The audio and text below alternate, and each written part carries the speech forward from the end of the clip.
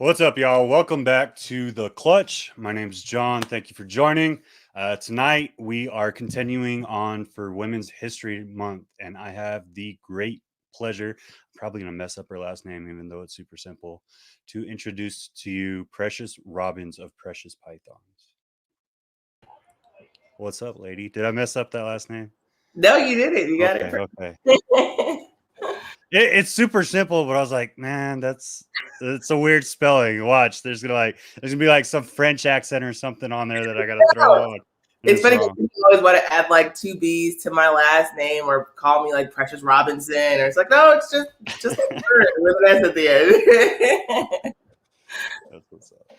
All right, so tell us a little bit about you. Like, who are you? Where are you from? What got you started in this?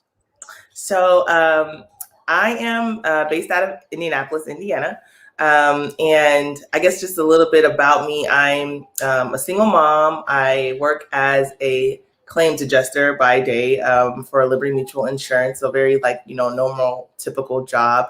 I recently got into ball pythons, which is what I work with. And I've only been doing it for about two and a half years. Haven't had my first clutch yet, but we've owned, me and my son, we've owned reptiles now for maybe about 4 years. And the only reason why I got into this entire thing in the first place was because of him. I remember the very first time he asked me for a reptile, which was a bearded dragon.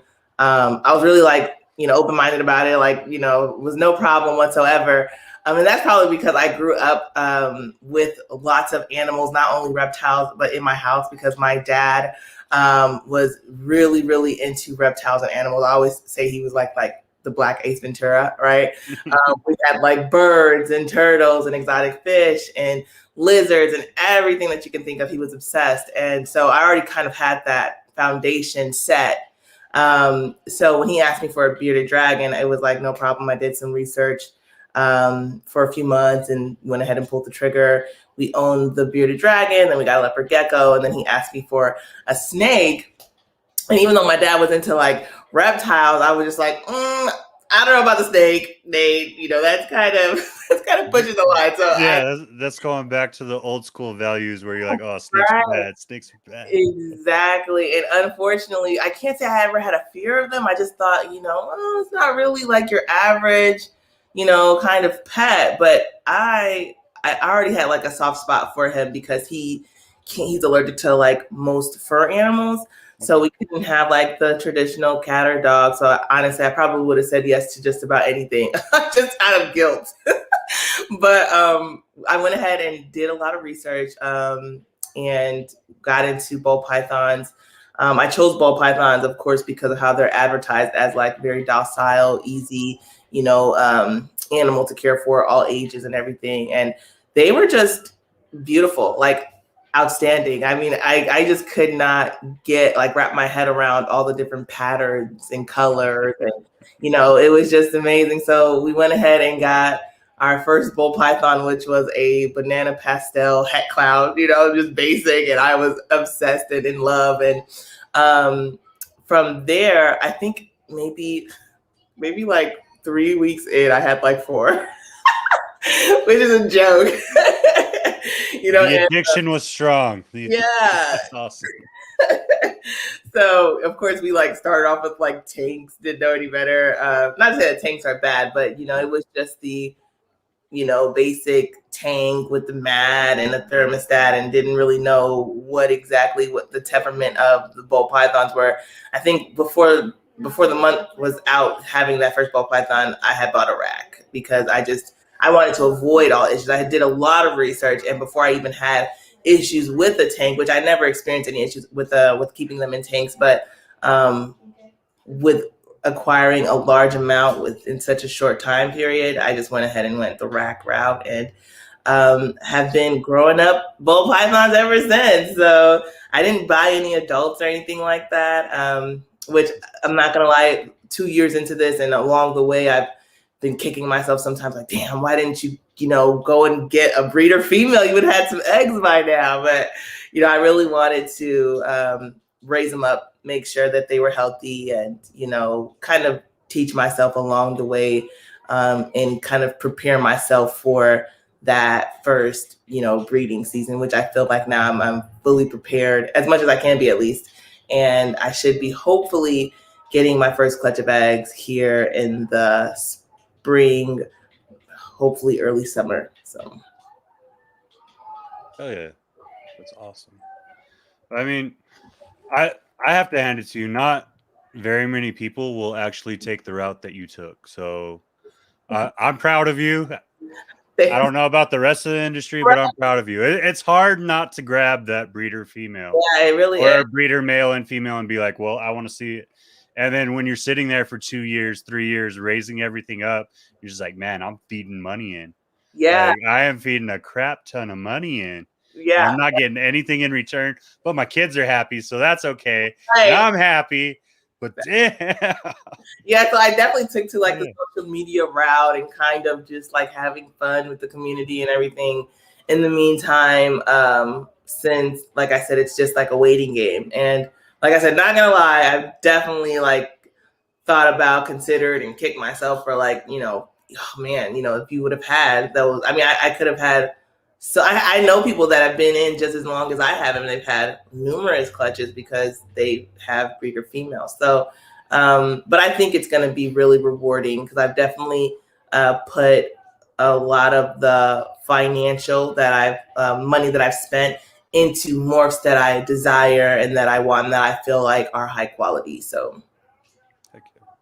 So before we jump in, like deep into your ball python collection, Mhm. and see if we can get some of your breeding plans out of you. What other hobbies are you into? I do quite a bit. I feel like if somebody tried to put my personality on paper, they would think I was like, I don't know. Schizophrenic. I was gonna say that, so thank you for saying. I don't feel so bad that I had to say it. But I mean, as far as hobbies, I'm into cycling, which I do like for health reasons, and it's really therapeutic. You know, as much as any exercising activity, I would say. I also am really into like herbs. So I have like a whole like apothecary like in my kitchen, and I keep like little journals as to different herbs, what their benefits are, what they're used for, who shouldn't consume them, and etc. I do hair as well. Just my own. I have done other people's hair, but I hate it. Absolutely hate it. If somebody calls me like, "Hey, can you do my hair?" No, I know I cannot, but I'll do my hair. So, but I've dabbled in that a little bit, and then I've recently taken up upholstery, which is kind of like pretty much taking fabric off of furniture and putting new fabric on, which is one of the hardest things I've ever done. And the fact that I like actually completed a chair for the first time a few weeks ago, it was so satisfying, but it was so difficult. I just started my second chair, and it's taken me longer because I'm just like, the first one was pure motivation to see if I could do it. The second one, it's just like, oh my God, I don't know if I was ready for this project. But and then I obviously, like, you know, spending time with my son. I like a few video games here and there that we play together. But most of the time, if I can play with myself, I prefer to play with myself. And I think that's pretty much it. So yeah. So what are the video games? My favorite would probably be Assassin's Creed. Yeah. Skyrim, Mortal Kombat. I usually like when I play the certain games to do like single player mode, especially like you just a heavy like adventure. I can't even remember what it's called. There's a name for it, but you know, there's just the adventure mode when you're just it's like the RPGs, I guess. yeah, that's exactly it. RPG. The role-playing game.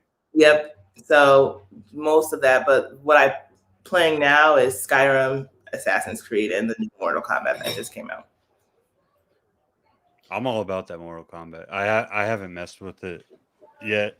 I actually haven't played a video game in well, I do like phone games, but I don't really consider those video games. Right. I don't It's like, all right, I got 5 minutes. Let me bull crap on my phone. Go to real the doctor's quick. office.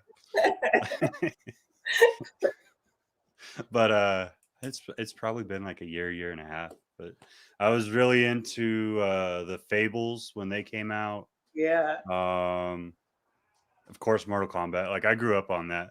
I grew Same. up on the original, and you're like Yeah. playing on the Super Nintendo, or you're playing the arcade, and you're like, Yeah, exactly. getting ready to break that joystick off. They have these arcade bars here in Indianapolis downtown, like that's like walking distance from my house. And when they first opened it up, you couldn't get me out of there. Like it was horrible. It's just like you know, free video games and you know, beer. Like I mean, what more can you ask for? People were like trying to drag me out of there. Like, okay, Precious, can we go to the next bar? Just wait one second, I'm winning. Like you know, like I have the high score on the freaking machine. Is like it's sad.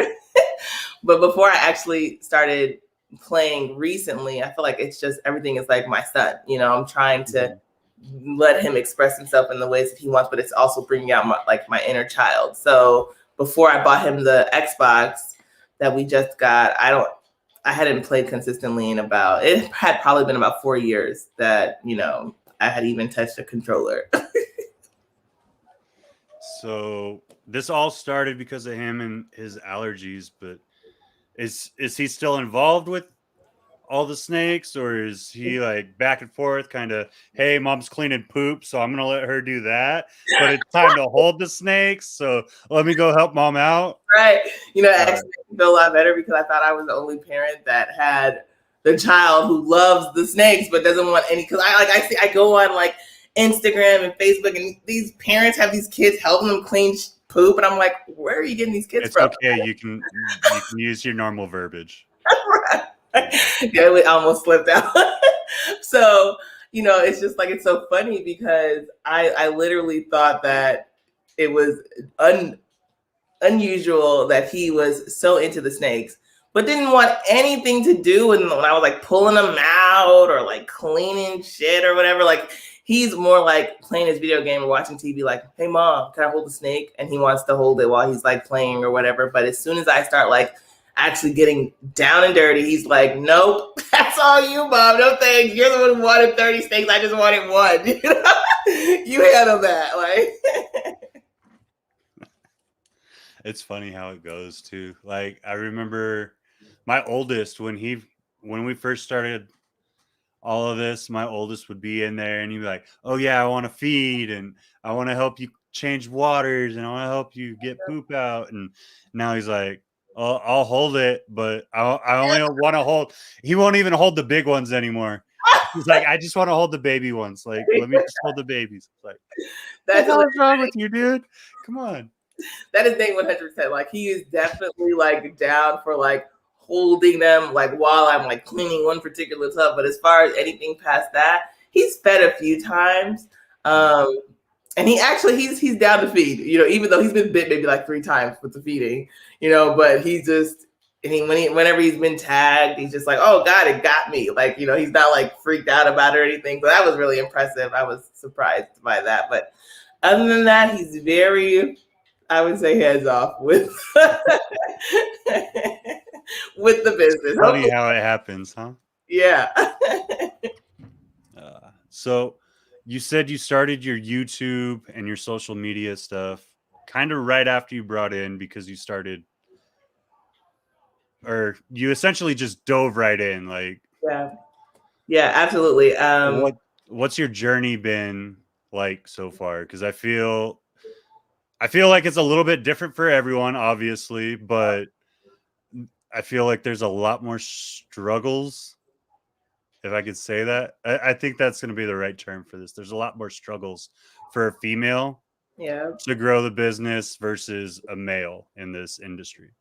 I will definitely say that there are challenges as like a woman in the hobby.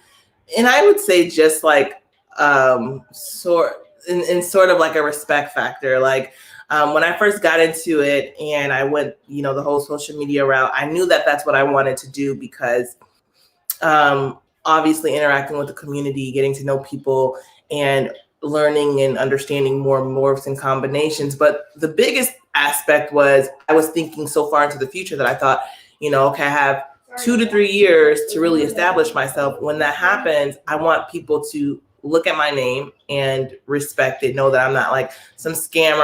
I wanted to have some sort of, for lack of better words, like notoriety, like, in the hobby, just so that there was no question that I was a real person, that I love what I do, that I care for my animal, that they're healthy, and that I have good moral values. So that was the key.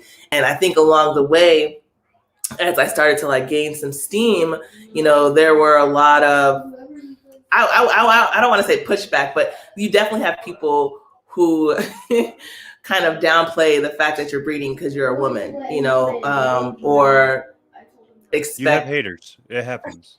Everyone gets their haters. It's okay. Yeah, so definitely a lot of that.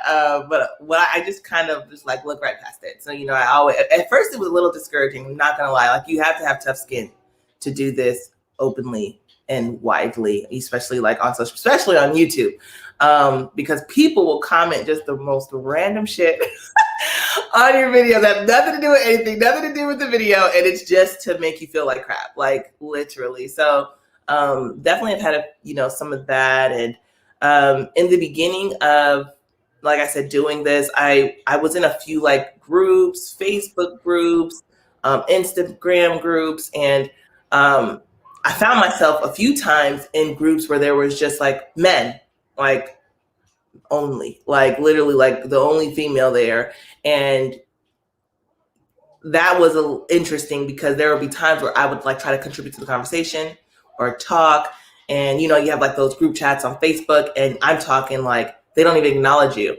You invited me here for a reason, but you won't even acknowledge my presence when I'm trying to like contribute to the conversation. So that, like, there were certain groups that were like that I had to leave, or, just kind of trying to find a better fit for me and my personality when it came to like networking with people.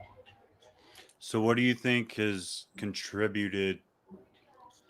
I mean, outside of like, obviously your hard work, because it is hard work. Like nothing you get on social media comes for free. It doesn't come easy. Like, you're putting a lot of time in for everything that you do, and you blew up pretty quick. I mean, you're at what, I think just short of 3,000 subscribers on YouTube. You have a pretty decent following on Facebook. You got a good following on Instagram. So kind of talk about some of the successes and how you found that success in it. Well, I would definitely say that, I would say number one is probably some of the animals that I had acquired was a big part of it. I think when you think of quality versus quantity, your mind shifts a bit, your collection kind of takes on a whole new, vision. And a lot of the animals that I've gotten so far that I would say are some of my powerhouses came from Ryan Hayes with 31 South Exotics.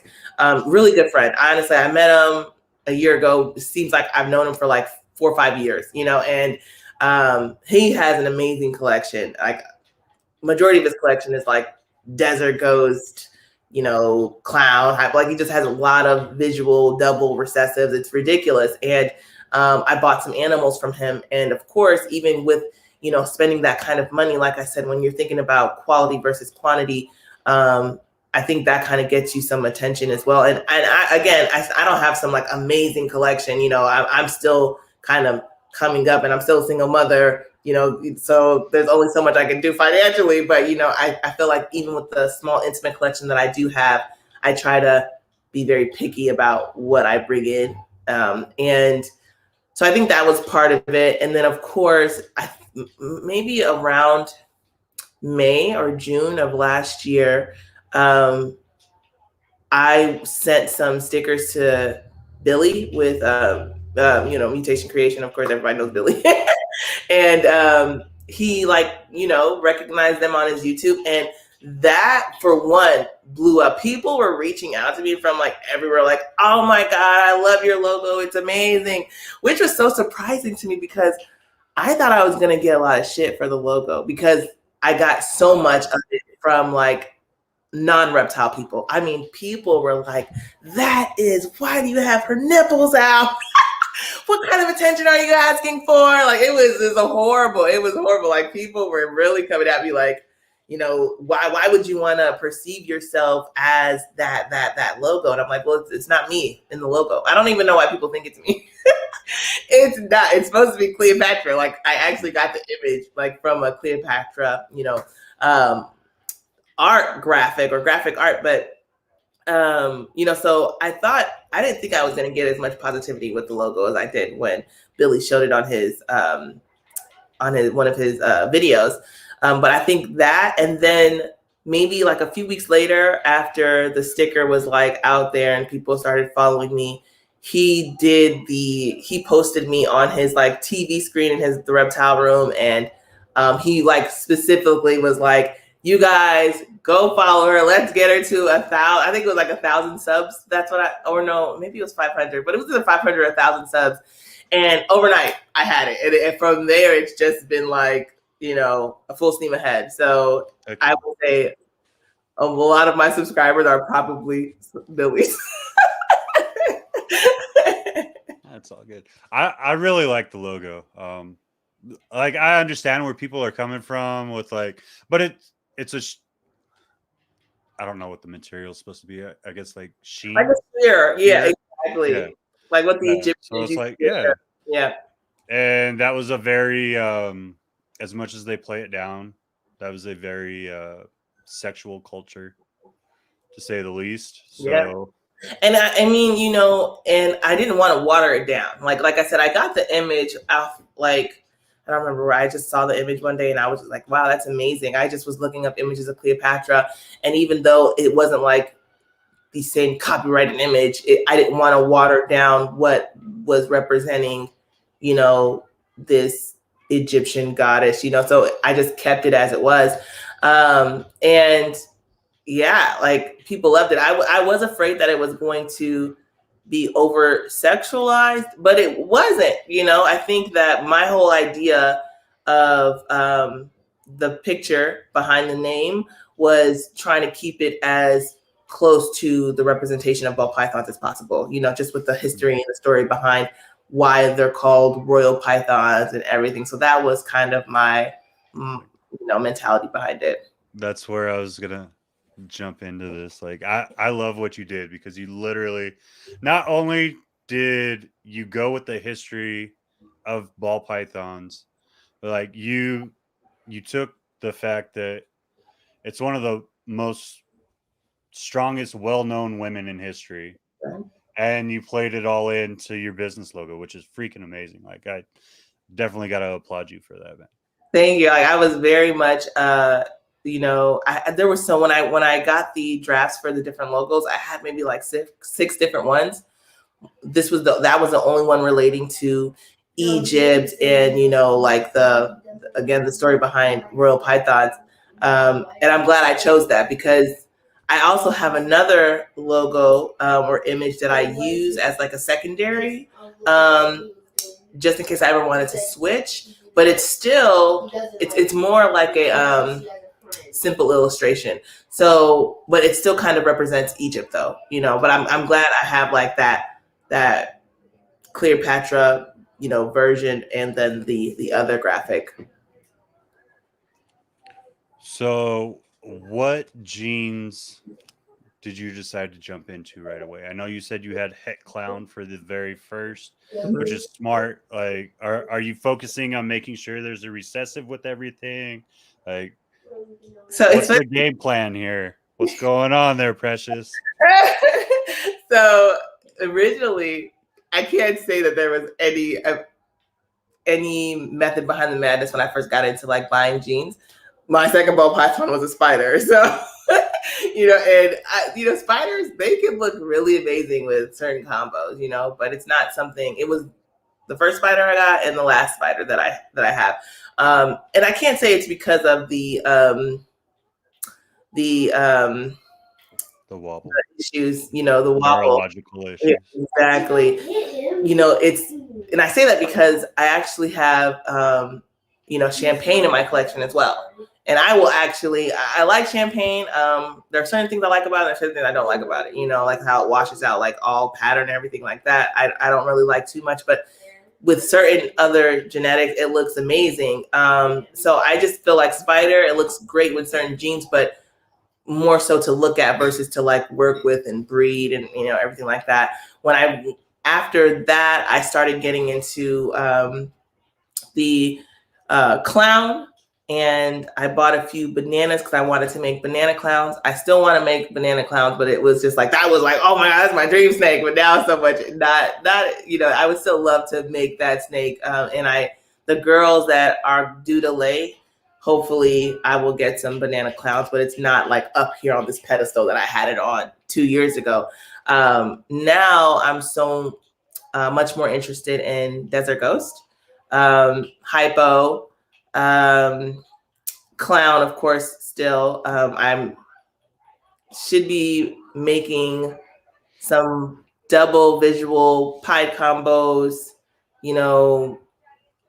that probably won't be until the next season. So definitely the recessives. I haven't bought a lot of snakes recently because I've kind of put a stop on myself. Like, you're gonna stop buying until you start making. So, I kind of put like a hard stop on that. But the last few snakes that I had acquired had Desert Ghost genes and hypo genes.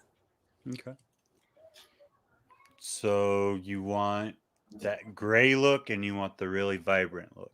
Yes. So the contrast is really, really big for me.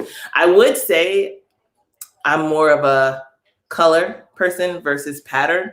I definitely can appreciate some nice patterns, but I'm more of like a visually, like I love contrast. I love dark and bright in one snake. I like how that comes out. I think we could see that in your personality if anyone follows your social media.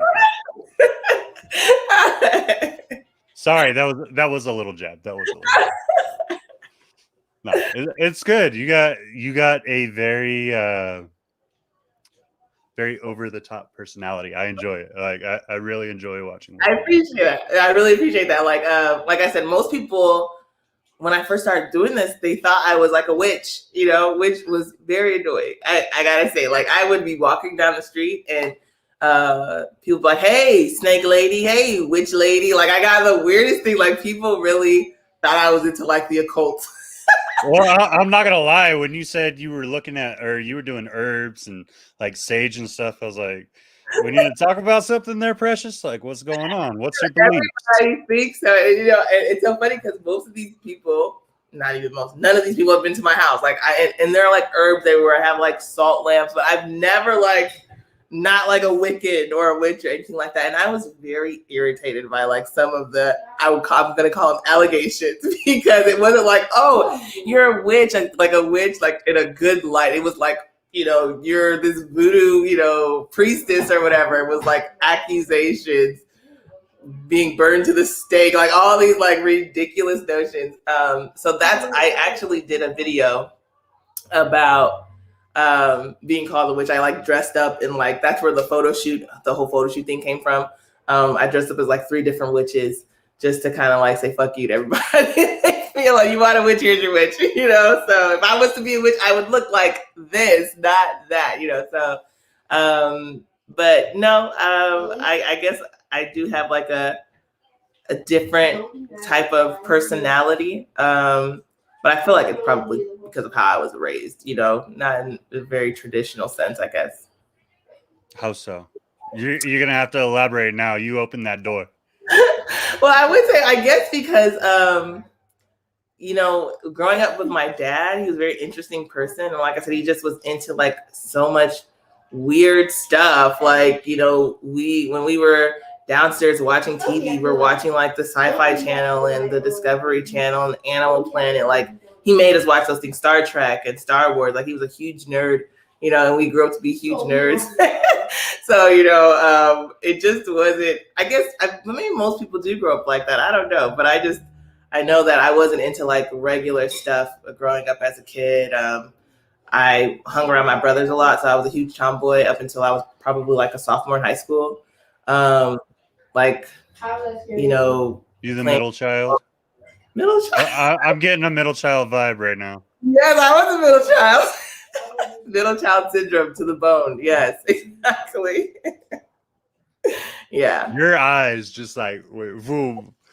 I was shocked that you even said that. My family makes fun of me as the middle child to this day. So yeah. No, I feel you. I'm the middle child too. I was like, damn, that kind of sounds like my... Right. That's hilarious. So you're using the, what is that, melamine? Or is that the Reptile Basics. the Reptile Basics racks? So I have this Reptile Basics. I have ARS racks. I bought a rack from it's another PVC. I can't remember what they're called. Probably because I'm not a fan of the rack. But and then I have 2 in PVC enclosures. So I actually am going to be moving into a house really soon. So my plan is to buy more ARS racks.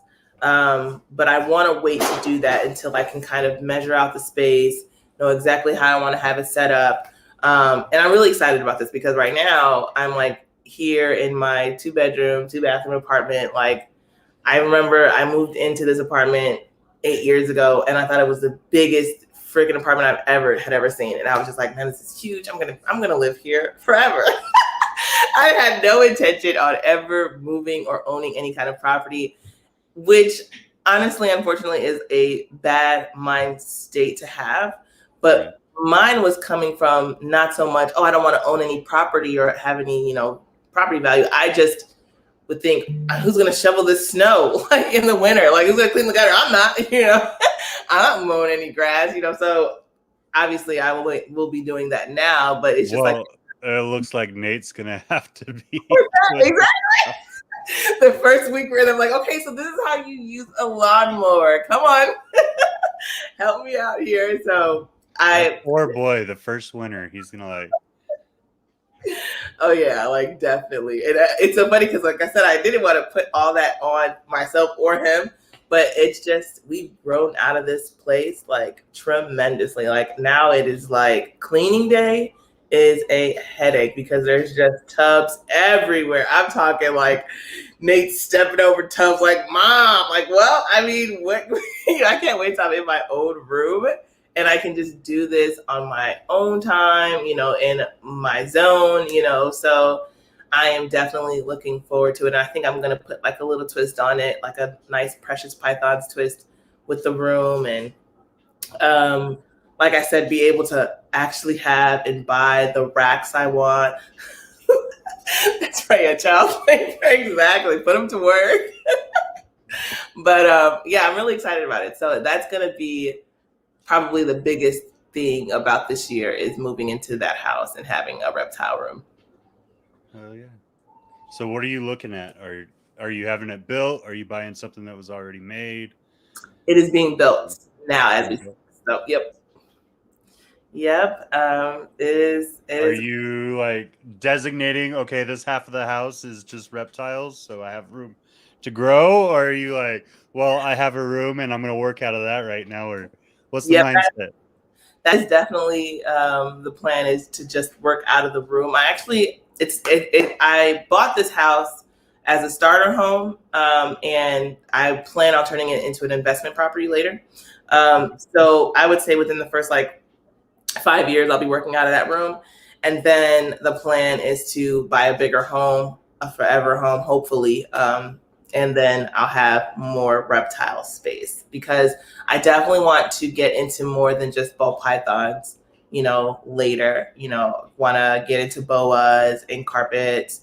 So, hopefully I have enough space to kind of do all that, more than one reptile room. I'm hoping I would love to have like a room for my adult and then a separate room for quarantining, which now it probably looks like I'll have some quarantine racks either in my loft of the new home or my bedroom, but I just don't want them to be in the same space because I keep them separated now, and I want it to kind of remain that way because I've not had any issues, thankfully, keeping them separated.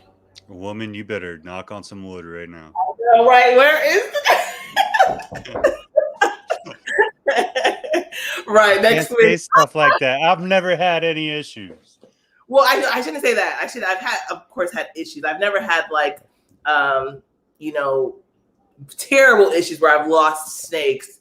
You know, I've definitely like bought a snake with mites and it's kind of spread to like half my collection. I've had to like, and that's happened twice. So I've dealt with mites twice, never again. Like, you know, so I do things now where, like I said, I keep my collection separated. Even when I have noticed mites in my quarantine rack after buying a snake, I just go ahead and like do a whole, you know, kind of situation, mite treatment, all of that, you know, in that area.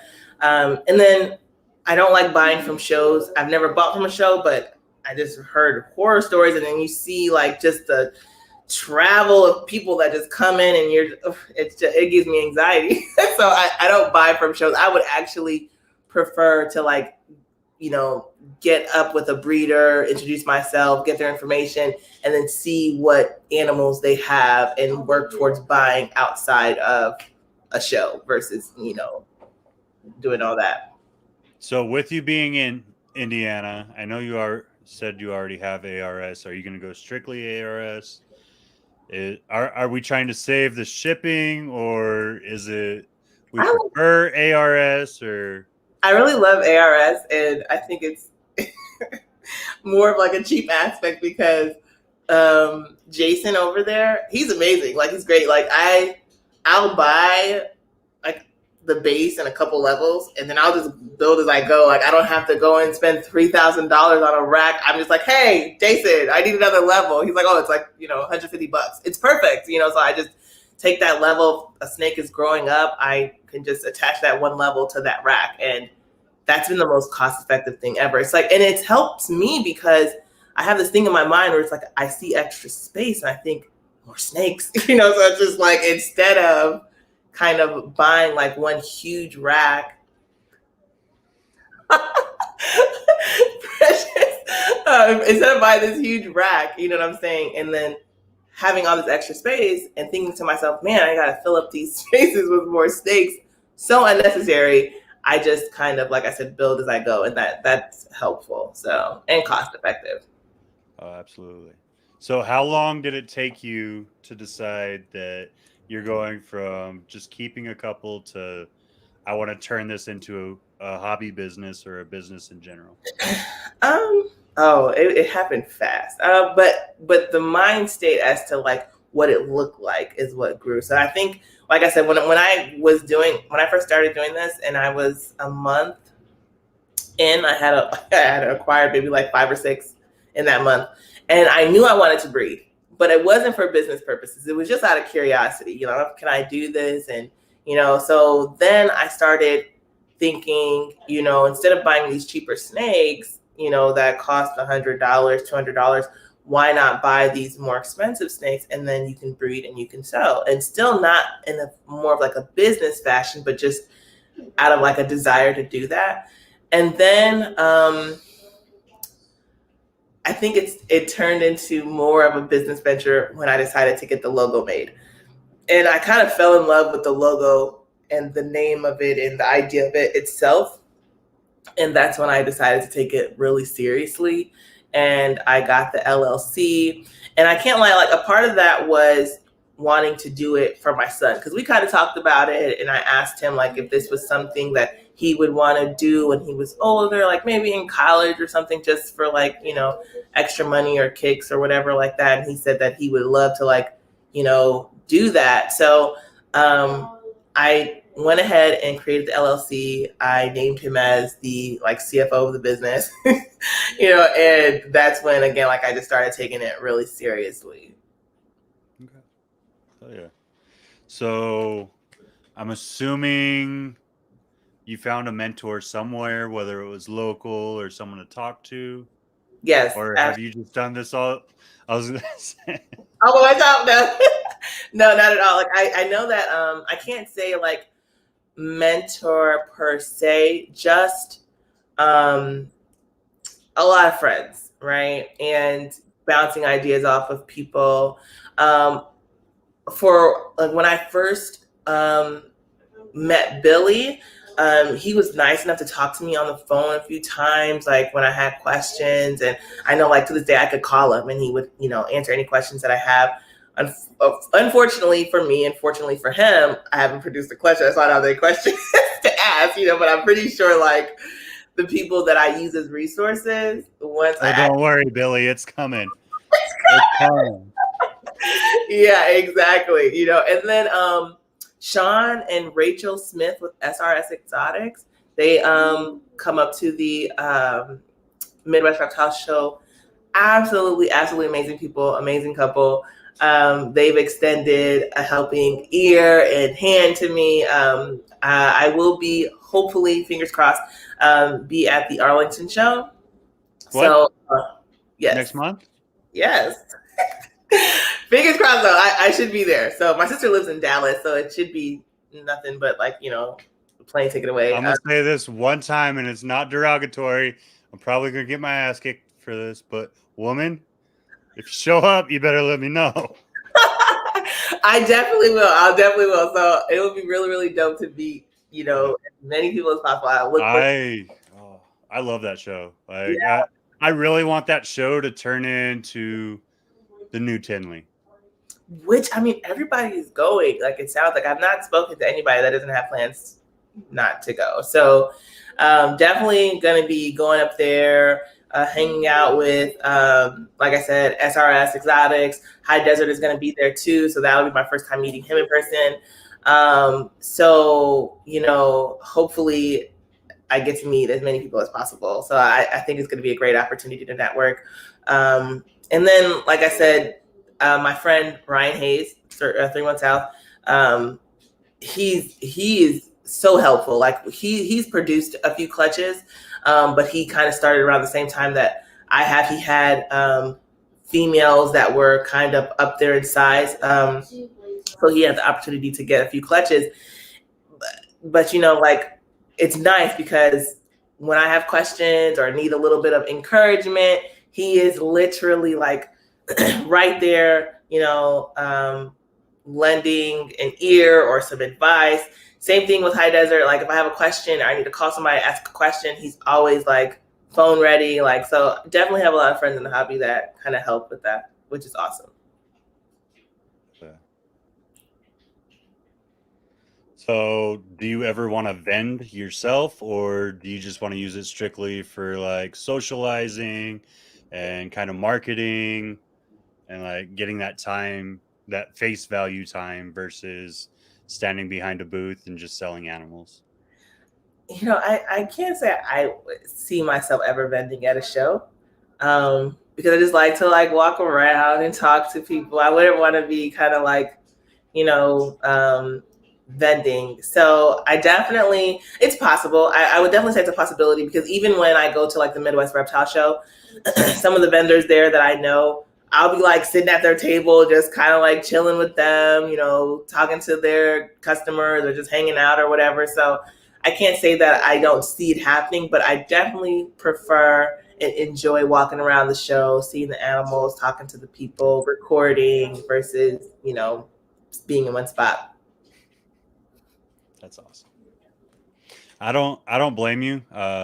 Vending, from what I understand, because I haven't done it myself, this is honestly my first year freaking this past year was my first year producing, and I was lucky enough that I've had people reach out for most of this stuff already anyways. Now that I'm taking a new light on what I want to do, I'm talking to friends that have booths, and I'm like, hey, how many slots you got open? You don't even have to say it's my name. Just how many slots you got open.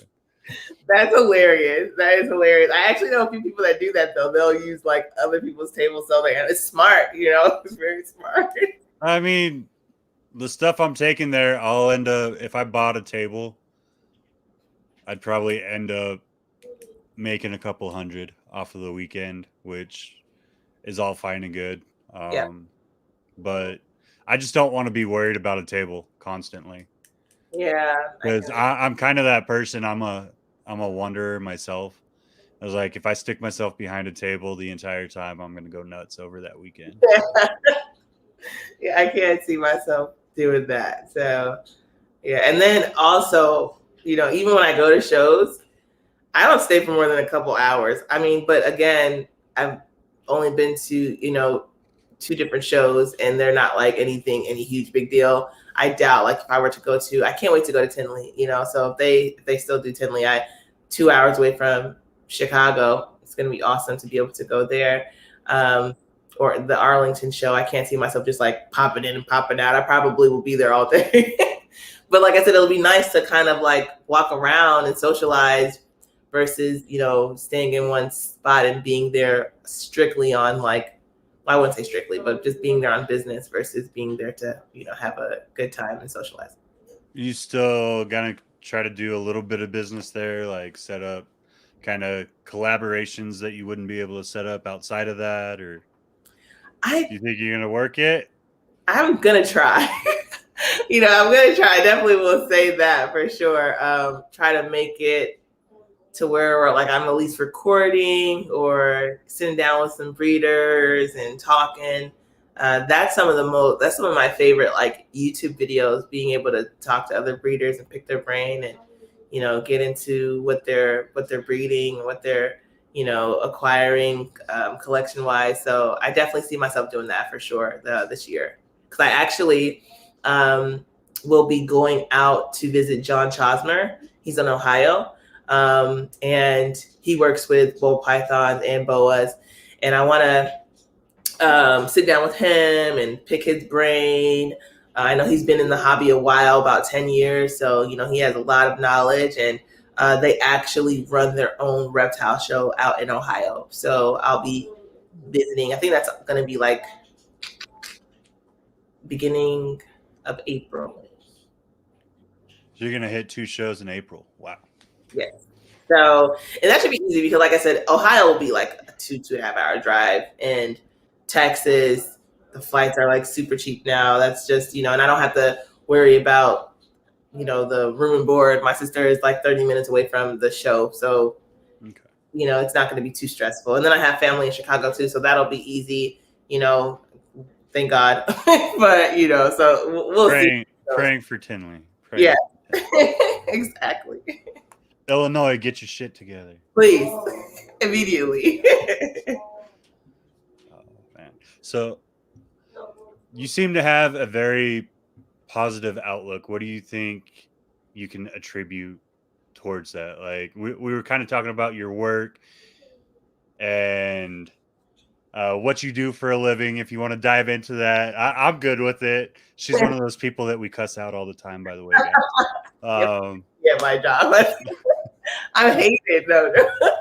I mean, well, being a claims adjuster, it's not an easy thing. I think that it can be so stressful that having things to enjoy outside of work is great. But I'll talk to people when people aren't mad at me at work. Like I said, my day job, they typically are happy to talk to me.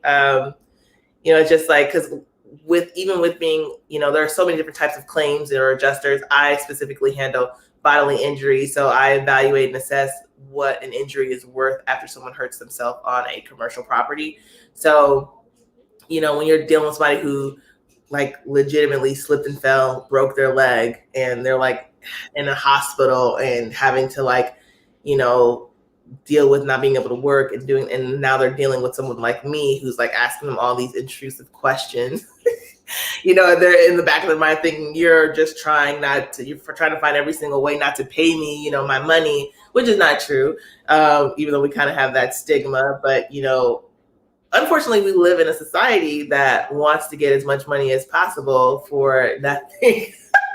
Which is the truth. Like, there are so many scams that we do have to be very, very interested and investigative when it comes to like claims handling. But it is stressful. Like even to like kind of dive into maybe even a little bit of personal, maybe TMI, whatever, I don't care. But it was so, I haven't posted on, I went a while without posting on social media, and I went a while without uploading and recording on YouTube, just because my job was so difficult during COVID, and just like the workload did not go down at all. You would have thought like business closed, claims stopped. No, like, I mean, it was hell. And I'm, actually, on FLMLA from my job for like, medical reasons. A lot of stuff has been going on. And I just needed, a break to kind of like take care of myself. You know what I'm saying? Like, it was really, really getting to a point where it was just like all work, no nothing, and I just couldn't do it anymore. So I'm starting to get a little bit back to myself, and trying to appreciate other things in life, and understanding that like that job is not my life. You know what I'm saying? Like, you need to make room for happiness, and you need to make room for things that interest you and motivate you. And I really started to kind of get away from that, and I'm glad that I'm switching back to normal gears. But it can definitely be hard staying positive. The one thing I can say is that if the job is, affecting me, I try to leave work at work. And, once work is done, I try to kind of, get back to myself. And like I said, that's why it's been really hard, because it was affecting my personal daily home life. And it was getting hard to do that. So I know some people like that are like really close friends with me. They're like, yeah, you're always smiling. I can't even imagine you upset. Like, it is just like, oh, I get there. Trust me. Like, but yeah. I like the way you said that, though. Like, that's one of the things we learned. Like, when I was in the military, was we always told each other, like, you have to have a light switch, essentially. Yeah. Like, when you're at work, the light switch is on. When you leave work, the light switch is off. And then my wife was like, she's kind of in that age range where she's trying to find herself still, and I love it, but it's frustrating at times. I was telling her today, and we were talking, and she's like, well, I just don't get it. Like, when I was in the military, I was a soldier, and now that I'm out, I'm just a mom. And I was like, no, you're looking at your job, and you're trying to say you are, like, your job is who you are, and you got to understand that's not who you are. Right. It's your whole being is who you are. That's just an aspect of it. And so I really appreciate, maybe I could talk. Damn. I really appreciate the way you said that. Yeah. I mean, it's so important. It's just like, and I never want to live, and I don't want to call this, I don't know, I might be speaking out of turn, but I just don't want to live like this average American life where you like work, go home, eat, and sleep. Like, I mean, the depression, like, I just do not want to live that life. Like, that's why I like to have facets of my personality, and like work on different things. I'm all about, my dad growing up used to always say, don't find something to entertain you, entertain yourself, So I'm really big on, like, I don't watch much TV. During COVID, instead of like getting all the subscriptions, I canceled all of mine. Canceled them. I know I did. I canceled all of Netflix, Hulu, HBO, everything. I had them all, and I just canceled it all. I was like, I'm not going to, sit in this house now. Although I wasn't, some people were out here like wilding, like doing things they had no business doing. Absolutely. And I definitely wasn't about that life, but I definitely like got outside, walked, rode my bike, took up different projects, and just kind of relaxed, because I was also telling people, yeah, if you have the capacity and the bandwidth to like fucking find new interests, do that shit. But if you can't, you know what I'm saying? Like, do what your mental health will allow you to do. If you need to sit at home and do nothing and relax, then you do that. Like, because a lot of people were using COVID, like, if you're not out here being your best self, then you're trash, like just the absolute most outrageous statements. And I wasn't for that. I was just for, whatever is good for you, do that. I know that with me, when I'm still and when I'm idle, I will fall into like, crazy. Yeah, I can't. I have to constantly be doing something to entertain myself. That's what kind of keeps me happy. So I've already kept you on for an hour. I love this. This is going by so quick. Yes. Well, let's talk about your projects a little bit. Like, I know you said you're working on your banana clowns. You're working on a double recessive with your pied. You didn't really dive into that. You kind of smirked when you said it, almost like you're trying to keep that a little bit of a secret. But I would actually say that is my secret and most anticipated class, because I did pair. So the double visuals that I paired were my fire pied, and she had like a bunch of possible. I'm just gonna call her a fire pied because there's just way too many other possible, genes in there. So her to my hypopide, who is absolutely beautiful. They paired 3 or 4 times. I don't know if she will go, which is why I kind of hesitated when I said it might be next season. However, I do have my super chocolate hypo het desert ghost male that I've paired to quite a few females that I'm really, really looking forward to what he will produce, or sire. And he's been paired to my visual desert ghost female. He's also been paired to my cypress spot nose, which I'm really anticipating that chocolate and cypress, and then, the spot nose and the, 100% hets they will produce. Who else has he gone to? He's gone to a banana cinnamon butter female as well. And then one female that I know will likely lay for me in these upcoming months is my highway that I acquired from High Desert Pythons. She was paired to my yellow belly pastel genetic stripe male. And I'm really looking forward to, the hot pastel highways that will come out of that. And then of course the 100% het G stripe, that'll be nice.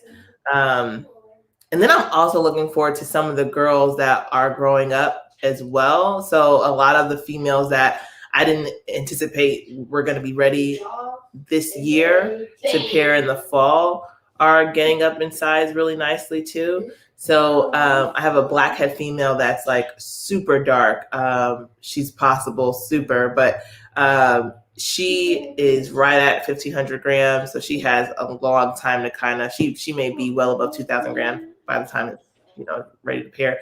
And then my leopard het desert ghost that I'll be pairing. I'm actually going to be doing a collaboration with Ryan. Like I said, he has a ridiculous amount of desert ghost males. It's like, one's for the picking, whatever. So we have to like kind of get together to talk about that. But I definitely am looking forward to some of the desert ghost projects that I'll be working on this season and next season and the seasons to come. So Desert Ghost is going to be kind of your, I don't know if you saw that. Sorry. Yeah. Oh, I definitely will then.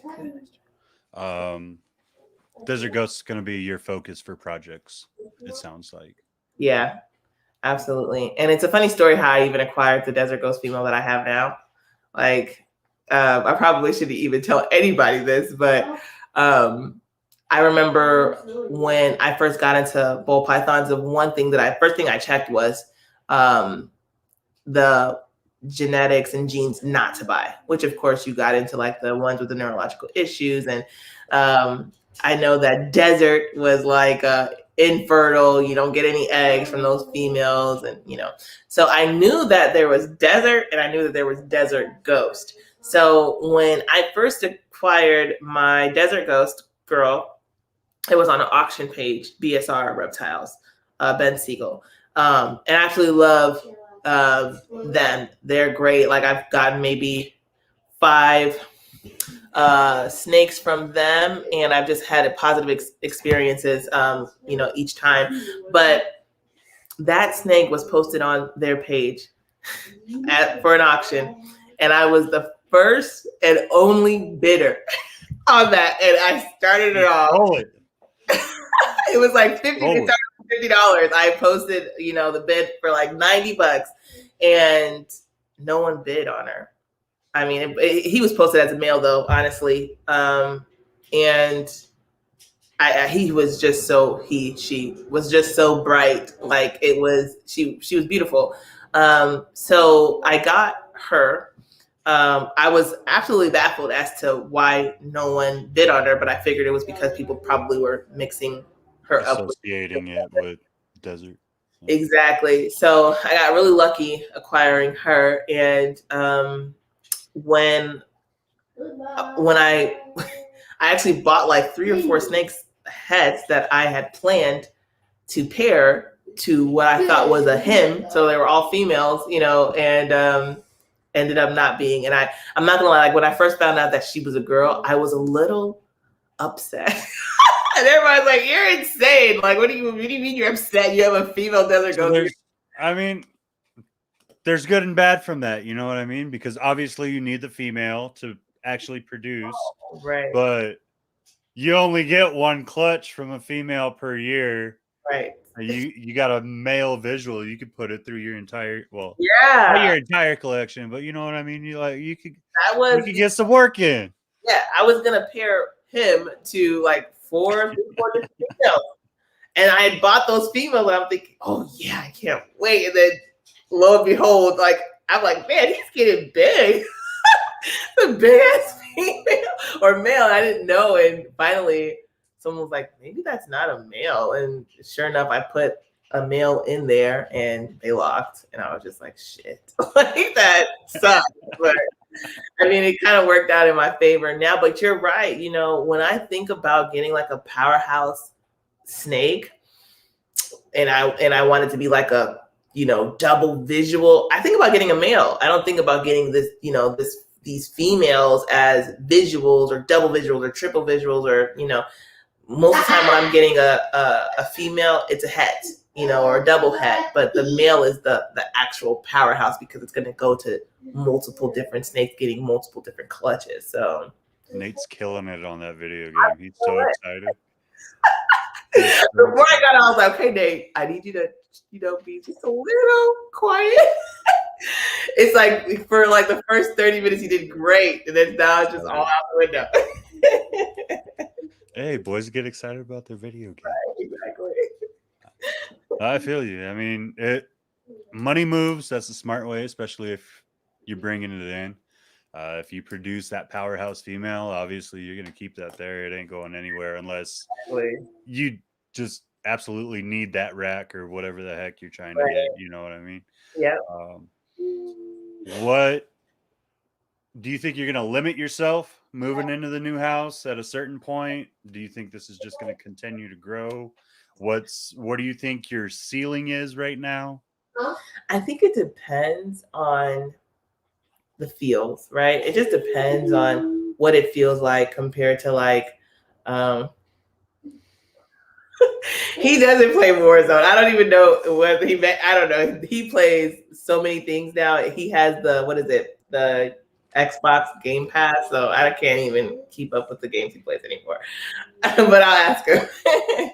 But as far as the ceiling, I guess I just think I want to go with the feel of it, right? Because right now I'm sitting at, I think I have 38, maybe 39 ball pythons.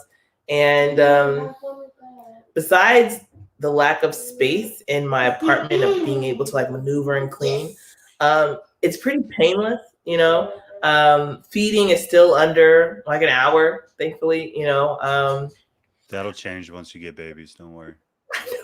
I'm sure. So like I can't say that it just feels pretty painless right now. I always said I wanted to keep it intimate, keep it small, and stay under like 50. I guess that would be my cap, but I remember when I had a single ARS rack. You're already talking about pulling in more. I know, exactly. I don't want to say anything, and the next thing you know, I was like, "Precious, that's 100 pythons." Because when I first started this, and I had like 15, my family was like, "What are you doing? Like, you said you were only gonna have 5 of them. Why do you have 10? Why do you have 15?" And now that I have 40, it's just like I don't ever stick my foot in my mouth anymore. I'm just like, I don't know. Wherever life takes me, that's how many I have. So we'll just see, definitely. I don't see anything wrong with it, man. Like I know my cap, just because of what I'm trying to do in life, is probably 100 right now, because that's all I can feasibly by myself handle. Right. When the kids get a little bit older and I can make them get their hands a little dirty, right, that cap might go up a little bit, but no, I respect that, because that alone is what I've always said. Like, I don't ever want to get to a point where I have to employ people or like have help doing it. It just, I don't know. I mean, the only way I would do it, make it like this big thing, like this, is if it was my sole income. And at that point, you're really risking turning your love or passion or hobby into a job. And even though that's great, it's just dangerous. It's very dangerous. So, I'm just not there yet. I still want like a primary income, and, using this to supplement my income, plus as like some fun therapeutic way of enjoying life. I kind of like that aspect of it, where it doesn't feel like work. And I know people say that they do it solely and it doesn't feel like work, but I just don't want to play with the fire right now. Like, I prefer to keep it small. don't get burned. It happens. It happens. I feel you on that one, man. Like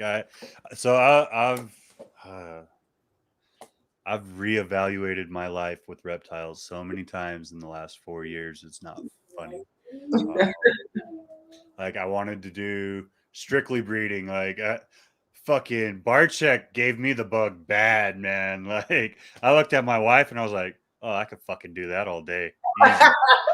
Easy. You know what I mean? Like, he makes it look so simple. Right. But it was just like, I could do that all day. Like, I get to play with snakes all day. I'm cleaning poop. I don't have to deal with anyone. I just take care of animals. That's totally my life. Like, let's do it. And then I started doing it, and I started doing education shows. I was like, well, I don't know if I want to breed anymore. I really like education shows. And then playing into education shows and doing all that, I was like, man, insurance is a bitch. And trying to stay set up and like have that steady income through a show is really hard to do until you've been kind of how do you put it? What's the word I'm looking for? You're not a noob anymore. You know what I mean? Like, you've been through, I can't think of the word I'm trying to say, damn it. I swear I'm educated a little bit. Anyways, so I was looking at that, and I ran like half a year doing a couple of shows, and I did all right, and then I looked at it and I was like, I really want to breed. Like, I didn't produce yet. I've been growing these animals up for years. I want to breed. And now it's like, it's the bug. Do I want to do both? Do I want to just stick with breeding? Do I want to like go crazy and try to make a zoo and follow everyone else? Like, what do I want to do with this? And, that's the fun part about this, though. Like, you are constantly having to change what you're doing. Yes. And I was just about to say, like, you don't have to do any one particular thing or all of them at the same time. You can switch it up. Like, I can definitely say I'm so grateful and thankful that, like, even through my hiatus, which, if the next week treats me kindly, I should be able to like edit and upload a couple videos that I've recorded. I'm gonna hold you to that. I didn't want to see I'm gonna hit you up and be like, yo, woman, how was your week? Right, exactly. Like, where are those videos at? because people are still watching my channel, and it's been like I said, I was going through some shit, but it's like people are still watching. I'm still getting, I was monetized through a hiatus. Like that baffled me. I had to like reassess and reevaluate my life and my time, and I just made a decision to kind of take a break and accepted that, hey, you might lose some followers and all that, and it didn't happen, and it's just amazing. But it kind of taught me that you're allowed a break, like, what I'm saying, like you can keep like a certain momentum, but you're not like sworn to it. If you want to do breeding, you can breed and you can sell, and you can do that. If you want to do podcasts, if you want to teach, you can do all of that and still enjoy it, and you don't have to overwhelm yourself. So that's kind of what I'm trying to stay true to right now, is not overwhelming myself, handling what I can handle, and doing the things that I want to do. Because I thought about the podcast realm of it as well, but I'm just like, well, you're not going to do podcast and YouTube, like you're not going to do both of those things. You got to choose one. But it's just like like, I mean, you could play the YouTube into the. I know plenty of people that do it on one medium, or they do it on the other, and then they transfer it. So you could definitely just pull the audio file and turn it into a podcast if you're doing it on YouTube, which is essentially why I do these, right? Because if I ever get my ass in gear and actually reach out and like talk to Spotify and talk to these other people, I got my podcast, but I just don't want to do the work right now. Let me focus on YouTube, figure out this algorithm, then I'll move on to the next one. Right. And that's great that you can do that you don't have to you can jump into things as you're ready to do them. So, and that's kind of what I've been doing as well. And, at this point, I'm just like, I want to breed. I want to make babies. I want to, get a clutch. Like now I'm just antsy. Like I need a fix or something. It's ridiculous. Like how my entire brain is consumed with, when am I going to get a clutch? Is it time? Is it please, snake gods? And, I'm like constantly thinking that, this is not the year. And I'm like, this is the year. I think I saw ovulation. Like, it's just like this back and forth, and I can't wait until the anticipation is over. And I finally kind of have some success with breeding. That's the next step. So how are you checking? Are you using ultrasounds? Are you palpating? So I palpate, and not that I'm very good at it, but there are a few females that are obviously building follicles with palpating. I can't say the exact growth centimeter wise or whatever, but that I can feel the changes. I'll put my males in every 6 weeks or so, but I do have a friend that has an ultrasound that I'm thinking it's time to just kind of see if I've been kind of doing it correctly. So I should be doing that within the next couple of weeks, just ultrasounding females, which like I said, there are females that have clear signs of going this season. And then there are others where it's just like a toss up, which those I really want to ultrasound so I can kind of make sure, are they going to be like late bloomers, kind of laying in the fall, like, that. Cause I would love to breed all season, or all year, I should say, versus, in the fall only. So that's my plan, is to do it all year. And having an ultrasound is perfect for that. Heck yeah. So what's your dream animal right now? It's hard. If you could produce it, or if you could bring it in, what's the one thing that you think would define everything you want right now? Oh, wow, that's hard. If I could produce it or bring it in, I would say, God, that's hard. It would be a combination of desert ghost, clown, and pied. If I could have a visual version of that. She just played it safe. Y'all. She's like, everyone loves these 3 recessives. I love these 3 recessives. I just want a triple visual. That's all I want. A triple visual, like it'd be the perfect powerhouse, male or female. Give me that, and I'm good.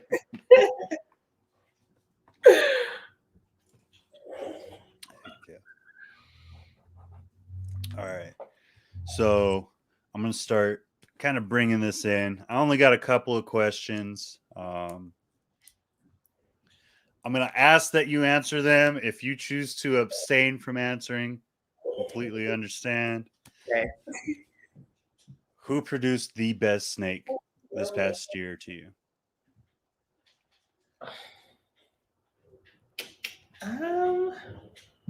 2020. Yep. That's hard. I don't know if I can answer that. I mean, and I don't. I'm gonna pass on that question only because I don't have as much knowledge on who produced what. I was not very much on social media, which I've already said I was. So I can't answer that with. That's it. I'm not giving you any more passes. Right. If you had to choose palpate or ultrasound every single time, Ultrasound. why? Because I feel like it's more accurate. I don't have as much experience to say like palpate every time. I definitely, if I could have an ultrasound, which that probably will be my next big purchase, I would prefer to ultrasound versus palpate. Best reptile show in the U.S. Well, I've only been to 2, which were, not great examples, but from what I've seen social media wise, I would have to say Tinley, which is the boring answer probably, but I mean, we'll see if we could change that when you come down to Arlington next week. Hopefully, because I heard that's an amazing show too. All right, you have your choice. You have 3 glasses lined up in front of you. One has wine, one has beer, and you got a little shot glass of liquor. What are you drinking? The liquor, 100%. All right, what type? Tequila. What type of tequila? I would say maybe, this is so typical, Patron or Reposado, but either one of those. So you like the gold? I do. Okay. I'll see you at Arlington with a shot of gold Patron. I would hope if they have it, we'll do a shot of gold Patron. I prefer the white myself, but I'll do a shot of gold with you. That sounds perfect. Y'all, give this woman some love. Precious, let us know how to find you. I am on Instagram, Facebook, and YouTube at Precious Pythons. I also have my own website, preciouspythons.com. And yeah, those are all my platforms. I'm not on Work Market yet, but I will be when I have some eggs. Get that shit going, woman. Nah, it's 100%. It has made my life so much easier. Like the few that I haven't been able to sell. Really? I alternate throughout weeks which ones posted up because I'm a cheap motherfucker, unfortunately. Hey, I live in a retired status. Snakes are like building up my thing, you know what I mean? So I gotta keep that. I gotta keep everything structured. But so I only have the free. I'm hoping by the end of this year I'll be able to upgrade. But so I rotate on my free account. I think you can have 3 and you get a single image for each. So I just rotate animals every week or every couple of weeks. That's very smart. It's helped out a lot.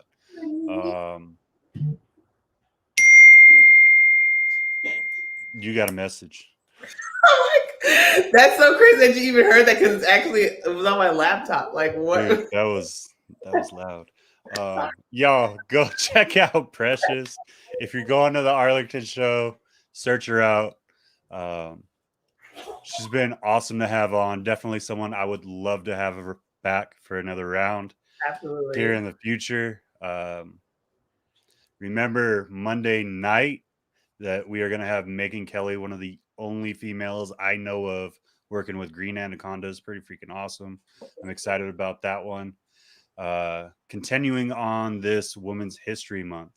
But for tonight, Go make precious feel precious. Y'all have a great night. We'll see you next time. Y'all stay blessed. Thank you.